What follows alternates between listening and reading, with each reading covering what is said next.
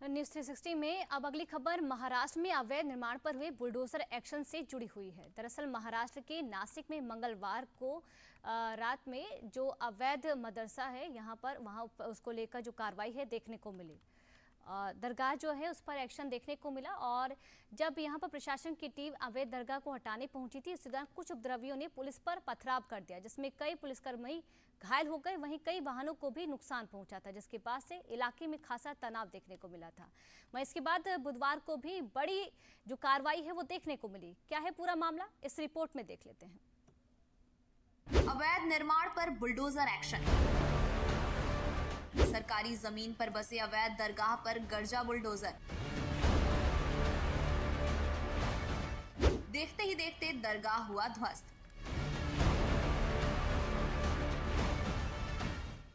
ये तस्वीर आपको यूपी की लग रही होगी, लेकिन ये तस्वीर महाराष्ट्र के नासिक की है, जहां यूपी के योगी मॉडल को अपनाया गया है।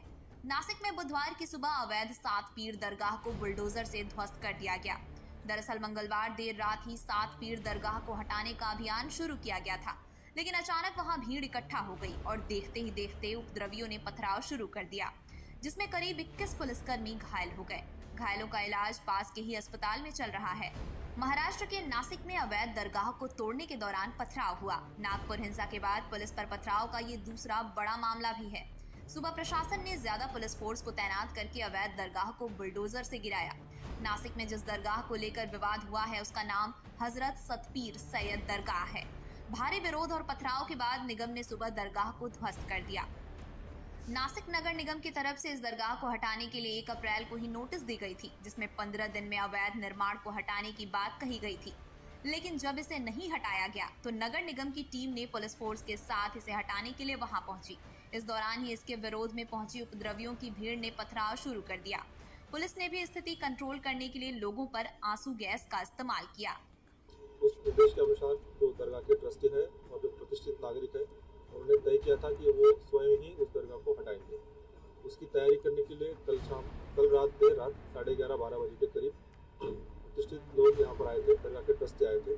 वो दरगाह हटाने की कोशिश कर रहे थे और उसका प्रयत्न कर रहे थे, शुरुआत कर रहे थे। उसी समय उस्मानिया चौक में एक मॉब वहाँ पर आया और मॉब ने इस बात का विरोध किया।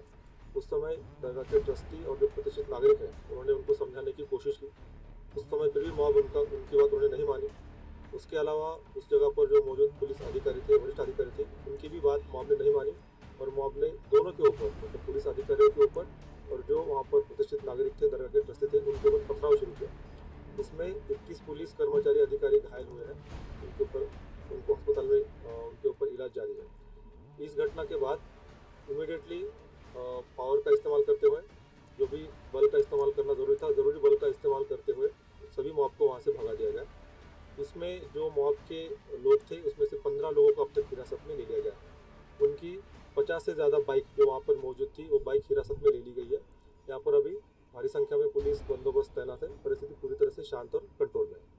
महाराष्ट्र सरकार के इस एक्शन से ये तो साफ हो गया कि अब महाराष्ट्र सरकार ने भी यूपी के सीएम योगी आदित्यनाथ की नीति अपनाते हुए अवैध कब्जे पर बुलडोजर एक्शन की कार्रवाई करनी शुरू कर दी है।